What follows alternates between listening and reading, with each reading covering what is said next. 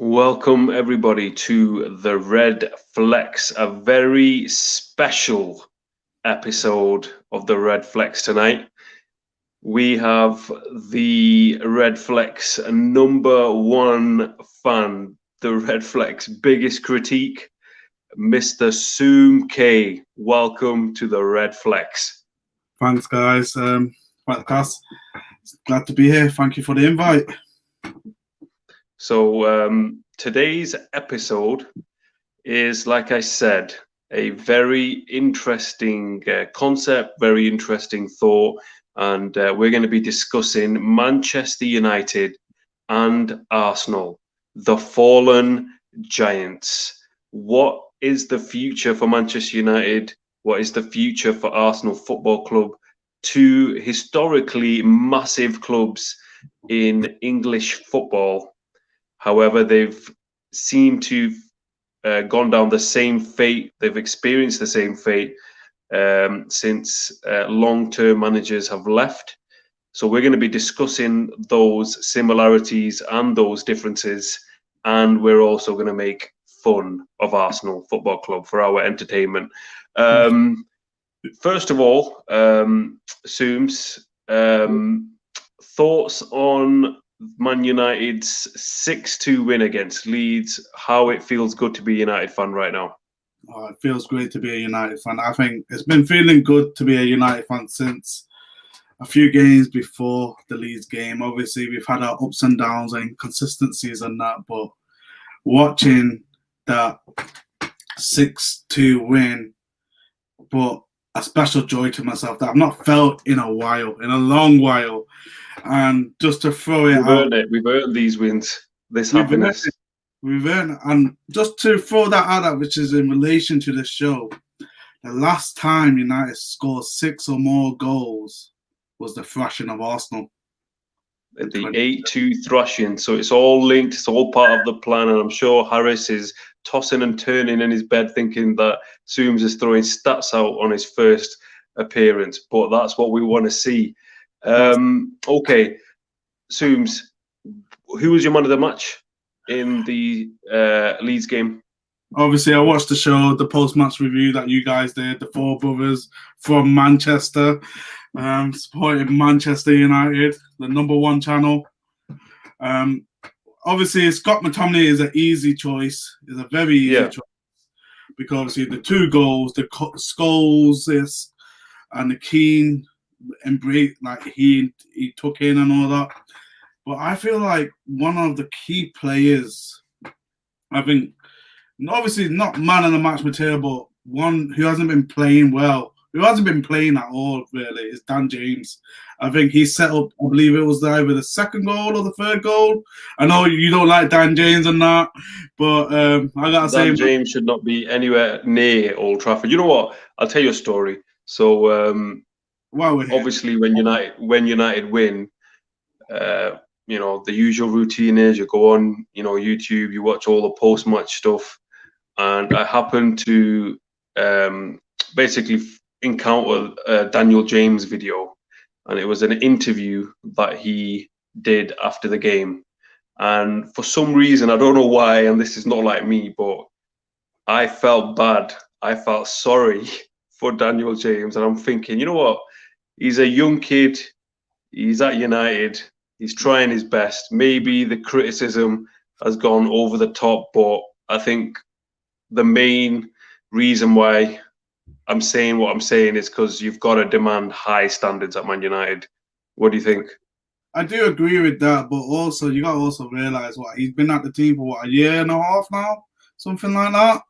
And if you look at other players that have come into the beauty that is obviously the theatre of dreams, Manchester United, they didn't have great starts either. Even Shaw didn't really have a great start, and everyone's loving Shaw right now, especially Mr. Iqbal, as we all know. He's a little bit busy today. He's a little bit busy today. Congrats, by the way. Also, Fred wasn't really much of a. He didn't really come into it until really towards the end of last season and this season, especially this season. He's been a lot more impact on the team. And I say if he hadn't done that, I think we'd be criticising Fred a lot more. Say he's been here for this long, and it's the same with Lindelof. Lindelof starts to shine as well. So I feel like it's all about giving him time. I mean, one thing that Dan James needs is that the treatment that Ronaldo got. That season where he went from skinny to being a monster. But he's obviously not got the same talent as Cristiano Ronaldo. Of course. But I mean, like the nutritional point of view, man, from where he built that strength and he's able to like just because obviously he gets carded for simulation quite a bit, which he's not simulating, but I feel like he needs to build that strength in him so he's able to maybe slow down a little bit, but also have more of an impact because all he does is run and goes flying when he gets touched. And obviously that works at the moment against him. So I feel like no. Go on. No, I was just going to say I do agree. He is very, very quick and he can be useful at times. But I feel like okay. Just before we discuss Man United and Arsenal, the debate that I think everybody wants to, get down to, I just want to remind everybody. I want to thank everybody who's watched the Red Flex so far. We're a brand new channel. Assume he's already cut the promo, but I'll cut it once more. We are the Red Flex, the only channel in the world hosted by four brothers. We support Man United from Manchester, and really appreciate if you could like, comment, and subscribe. That way we can continue to grow this channel and make it the best channel in the world. So let's cut to the chase. Okay, Soom. So Man United, Sir Alex Ferguson, Arsenal, Arsene Wenger. So if I look back on those intense rivalry, where it's Man United and Arsenal, season after season, Arsenal win the Premier League, then United will win the Premier League. Obviously, the Premier League was a lot different compared to how it is now. Of course. Do you think that Man United and Arsenal, in a way, have suffered the same fate since losing long-term managers? What's your thoughts? We'll discuss the season at the moment. Don't worry, that's our main attraction. We'll be discussing that. But just in general, do you think overall the problems that they're facing are quite similar to what we did when we lost Ferguson? I think it is, but it's been more volatile for Arsenal in a way. Like, obviously, we've been going through hardships since 2013, and obviously we've gone through Moyes, Van Gaal, Mourinho, and now finally Solskjaer's here. And obviously ours is more spread across the number of years, whereas Arsenal's is literally within the last. Even though obviously Wenger lost about 5 years ago now, is it? 4 years ago? 2016, 17, I think. Yeah, so, and obviously you got Emery coming in, and obviously Lundberg taking over as a caretaker, and now Arteta's in. I feel like the difference is, even though when Fergie left, I've always said that I feel like Fergie left a bad team for the next manager, for Moyes. Obviously, had egos in the dressing room. Obviously, the players like Ferdinand and obviously and Evra, Carrick, everyone, all the strong mentalities in the dressing room. Whereas at Arsenal, they've been literally guiding along, even Joey Wenger. So like I feel like even though obviously the change of manager has been different, Arsenal's team has been suffering for even like at the start of the show you called Arsenal a giant. I don't think they've been a giant since probably before 2010. Trying to sell the video, innit? Trying to get some views, man. Yeah. Well, let's be honest. Have they actually really done anything since obviously the Invincibles? No, I mean historically, and I'm not an Arsenal fan, but historically, Man United and Arsenal have been the biggest two teams historically. Obviously, Arsenal have got a lot of history behind them, and I would say that they're a big, Premier League club. But let me change the angle a little bit. So Ole Gunnar Solskjaer, appointed Manchester United manager. He's faced a lot of criticism, a lot of scrutiny, from myself included. Wrongly but obviously, football is a game of opinions, and that's what we've got to do. But Mikel Arteta, also very inexperienced. The only difference was, I think, Arteta got initial success straight away. Yeah. Why do you think? Obviously, recently there's been a lot of criticism for Arteta, but I've always felt that Solskjaer gets more criticism if you compare it to Arteta, Lampard. They're all same type of managers, inexperienced, but Solskjaer seems to be getting. He seems to be getting a lot of criticism, and he seems to be not getting praise when he deserves it as well. What do you think on that? I think it's because of the level that Manchester United is at. I feel like I think we're just a bigger club. That's all it is. They are a bigger club. It's not if they are, because if you look at obviously news media, you have your Messi stories, your Ronaldo stories, your certain manager stories. They're more individual critique stories or reports. Yeah. Whereas when you talk about Manchester United, even though you may be talking about Solskjaer, you're actually talking about Manchester United. You are basically basing his level on the level of Manchester United, not the level of him as a manager compared to other managers. You're basing on the club. And I think that's why it is a curse, because obviously we don't want to see our manager criticized day in, day out. For even when he does good stuff, it gets like a 2-minute headline, whereas he's done something bad, it's a 2-day headline. But it's also a blessing because it gives you that hunger, that passion to win, to prove your critics wrong as well. So no, I agree with that. We've got some comments. SYG169. I'm loving Arsenal getting thumped. I think we all are. They've got plenty of views. Arsenal Fan TV from myself, probably all of us watching that, but we'll get to that very shortly. He's also gone on to say, why no calls for him to get sacked? And something that we've just said, we're the biggest club in the world. So that's the reason why we get more criticism. So absolutely agree with that one. Okay, let's move on. So I find it quite interesting that Arsenal, in the state that they're in, actually beat us 1-0 at Old Trafford. That actually causes me a lot of pain. How did that happen? I feel like when I watched that game, I was like, this is not the United that we know, that when they've been winning games. Because no matter how bad Man United have been, even under Moyes, we always beat Arsenal. Always beat them. Always. And we lost 1-0. It's one of them games. It was a penalty as well, man. It was like, they didn't even try. It's literally, we gave them a penalty and they scored it. And it was like, did the game actually save the first shot as well? Wasn't that the game where he first shot after rebound he scored? I can't remember. No, they had to retake it because it came off the line. Did they retake it? Yeah. Maybe, but yeah, they scored the penalty. They scored the penalty anyway. But it's like, they look very lethargic and like literally fatigued. And obviously this is where the reports start coming in. Oh, they're playing too many games in a short period of time. Yeah. And I think, to be honest, I think they got a bit. It was the PSG game, I believe, before Arsenal, wasn't it? When we won them 3-1. Possibly. Yeah, so possibly. I feel like we come that game in itself, where we've gone to France. Obviously, that was the away leg.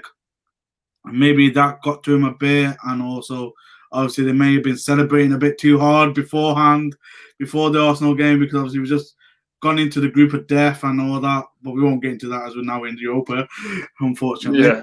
But I feel like, but it's not. We should have won that game at the end of the day. We should have won that game. We should have even beat City as well when it was a 0-0 draw.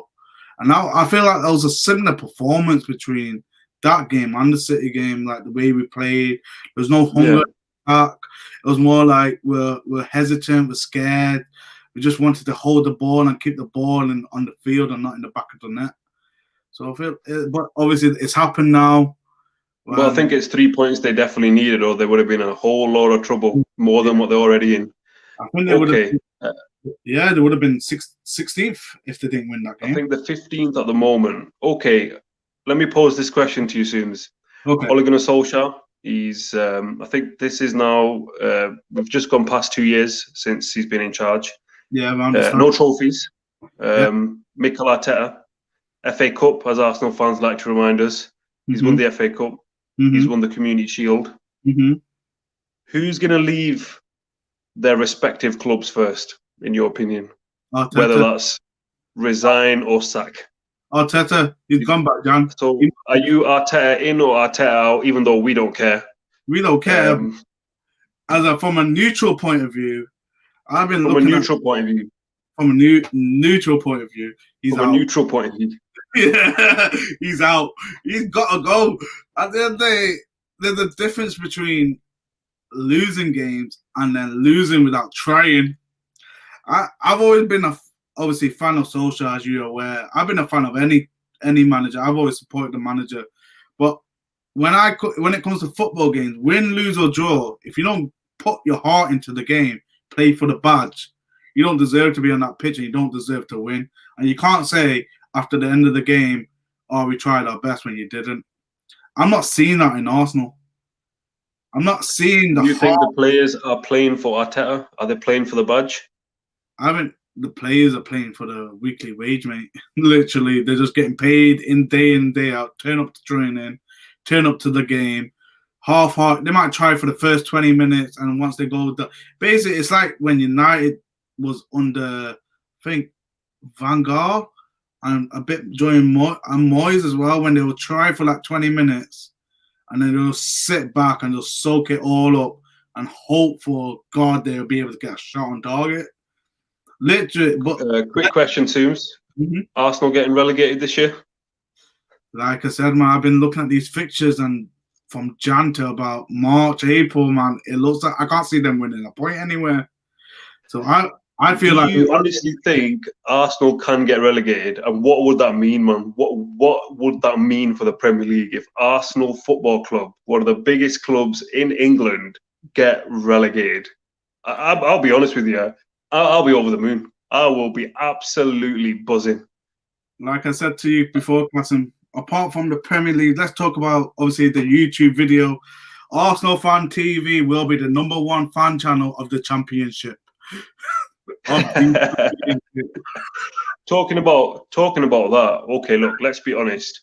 Obviously, we've started a Man United fan channel. We've told everyone why we've started it. Yeah, but let's be honest. Arsenal Fan TV is the #1 fan channel of all the Premier League. Definitely.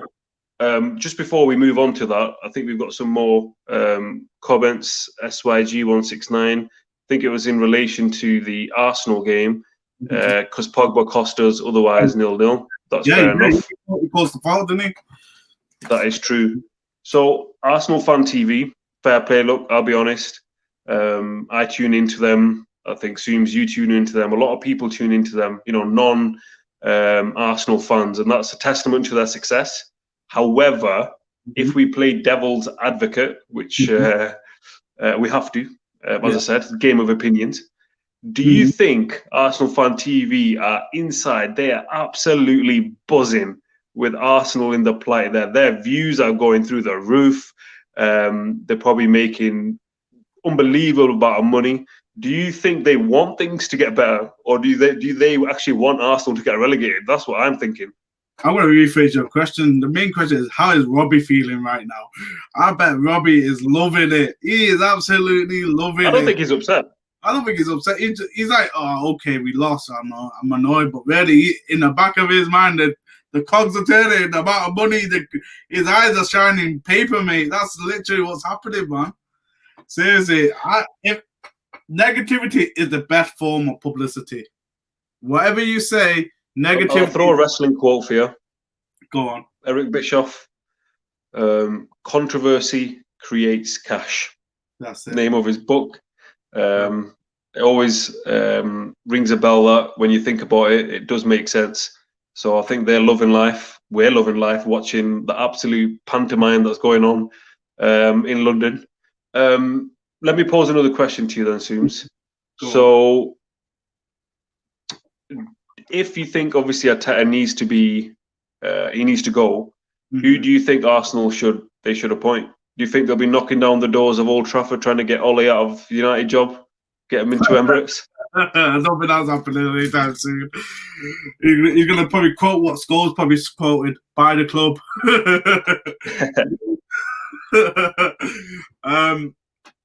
I think.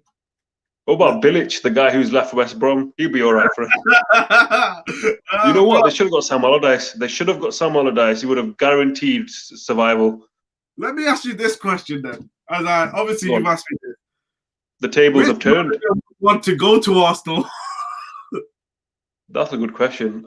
Obviously, a lot of their fans are hoping someone like Diego, Simeone, Pochettino. But if you were them, would you really go to Arsenal? Yeah, Allegri wouldn't go there. Why would he go there? He's not blind. He doesn't want to go sort that mess out. So, which players would want to go in January to Arsenal? No one of real clout, I don't think. Exactly. So it's like literally everyone's gonna be like, "Well, look at you right now. We can't attract any players in during January. Say if he gets rid of Arteta next week, can't really attract anyone who's going to change the team this season."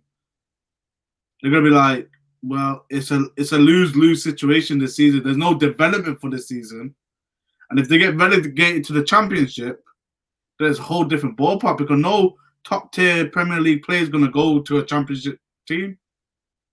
No, it's true, and I think some of the problems that they have are quite similar to United because obviously we've got an issue with Glazers. Arsenal fans have got issue with Stan Kroenke being the owner who doesn't really know about football. They do have a director of football, I believe, in Edu, who used to be a player. We don't. We're looking to get somebody in. So I think there are a lot of similarities in terms of some of the problems. But obviously the biggest difference is we're in the title race and they're in the basement battle at the bottom. Okay, let me ask you this one then. So, do you think Arteta will be able to somehow manage to save this situation, or do you think it's going to end with his dismissal? It's going to end with his dismissal, but he may be able to save them from relegation if he's able worth a cheeky bet that Arsenal to survive the Premier League, even though we don't bet and we don't promote that whatsoever. We don't condone gambling, no, of course not. But it's like I said, it's not the fact that there are easy teams that Arsenal should be winning against. It's the fact when you watch them play, it feels like they get the ball, they pass the ball, get to the box, but nothing happens after that. Literally nothing happens. Willian gets a lot of criticism from their fans, but I was watching the second half against Everton. He was the only guy that looked like he was going to try and do something. He was at least trying to be inventive, so he gets a lot of criticism. But overall, yeah, they're not getting goals. But you know what? Let's forget about Arsenal. We don't want to waste our time on the relegation dogfight. Let's wrap up this show, and let me ask you this question, Subes. Will Manchester United win the Premier League this season? Obviously, the United heart says, yes, we have all the chance in the world to win this league. But from a neutral point of view, I feel like we're just going to come short for it. Because currently, we're going to be in the mix, though. Oh, we've got top 4 this season in the bag already. If we continue the way we are, we're either being second or third this season. That's what would be a successful season for us this season? What would be success? Well, I say obviously a cup and top 4. So a cup being the FA Cup or the not Carabao Cup. Carabao Cup isn't. It's like it's change. So maybe Europa League, but we don't really need that. I think we should concentrate more on the Premier League. So I'll say an FA Cup and top 4. And if anything else is a benefit, literally, I think as long as because obviously Oli somehow got top 4 last season. We got a taste of the Champions League. We got given a group of death. We did all the hard work and then we end up losing which he deserves all the criticism he gets for that game. Him, the players, everyone who I don't know what they were thinking against Leipzig, but I feel like for a positive end to this season is a cup, FA Cup, Europa, Premier League, and a top 4 finish. I feel that's valid enough and fair enough to say, well done, Ole, and even get his support even more, be given the support even more. Because I feel like we said, he's actually knocking on a top tier team right now. He's probably about 2-3 signings away, and literally it'll be like, oh, United are back, baby. You know what I mean? United are back. That's it. I think we're in the title race. Obviously, we've seen with Tottenham, they were, flavour of the week, and they ended up basically throwing it away, lose to Liverpool, draw to Palace, lose to Leicester. That's them gone, back to the same old Spurs that they always are. So that's Mourinho out. I took a little bit of joy of that, to be honest. We all did. Let's be honest. Yeah, I don't think we'll win it. But I think if we stay in the race as long as possible, that will be improvement based on what we've seen so far. Even if it's second or even if it's third, I don't think it'll be like, oh, we finished third last season, so it means there's no improvement. I'm looking at the fact from the points difference from first to third, and obviously last season that's not good enough. It was like 33 points. That's a lot. We got another comment from AA. Arsenal are finished. Need massive investment. Okay, let's kind of focus on the relegation dogfight again with Arsenal. When Arsenal get relegated, Sooms, if there's 2 players that you would buy from Arsenal for Man United, maybe to warm up the bench, or maybe play in the reserves, or even maybe in the first 11, who knows? Is there 2 players that you would like to see? I'll scrap the players and buy 2 groundsmen. That's it, man. Get the groundsman. The pitch actually, I think they got voted for the best pitch for quite a few years. Exactly. Get a couple of groundsmen at United, man. That's all. We don't need no players from Arsenal. We don't need no one from Arsenal. I like that answer. I think the Arsenal fans would drop them off. They would literally give them ones for free, I think. Exactly. Some of them, anyway. Saying that, Aubameyang, would you not take Aubameyang? No. I may have won him a couple of years ago, but when I've learned about his attitude, like, I believe there's a rumor going on that he's not injured. He actually literally said that he's not playing for you or something. And he's known to do stuff like that. I think we've got another comment from AA.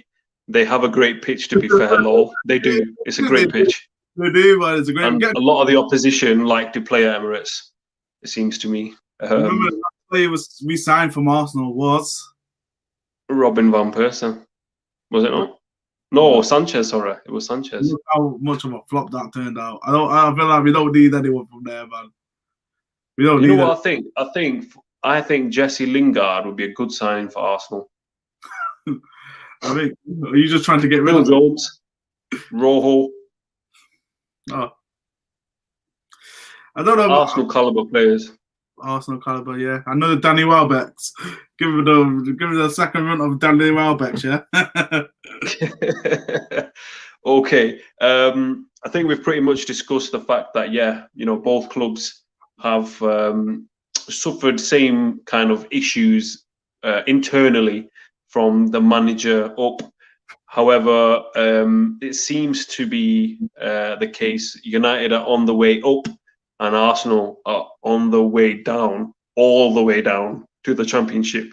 And I quoted it recently. I'll do another Kevin Keegan. I would love it if Arsenal get relegated. It would be the highlight of my life.